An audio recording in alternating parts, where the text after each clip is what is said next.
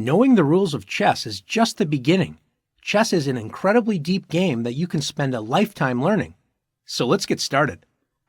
Once you make your first move on the chessboard, you have entered what is called the opening phase of the game. This is where you begin to develop your pieces onto good squares where they can attack, defend, and control the center. Once most pieces have developed, the game enters the middle game phase, where both players are making plans, organizing their pieces, finding weaknesses, and attacking their opponent's king. Some games end right in the middle game with checkmate or resignation. Like in this position, after queen e4, white creates a battery with the queen and bishop on the b1 to h7 diagonal, threatening checkmate. Notice the queen is also threatening the unprotected rook on a8. Black only notices the unprotected rook, moves it to safety, and then is shocked to see the game is over. Queen takes h7, checkmate. Not all games end that quickly.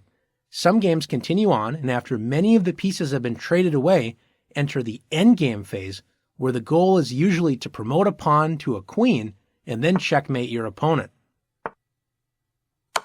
In these lessons, you will learn about each of these phases of the game in detail so you can improve your chances of winning. But before we get too far, it's time to talk about your first moves in the opening. There are three main goals in the opening.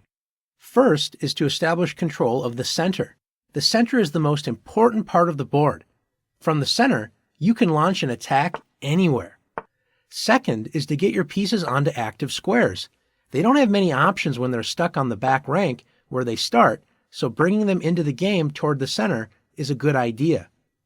Third is to get your king to safety by castling, so the king is not exposed to the dangers of the battle in the center.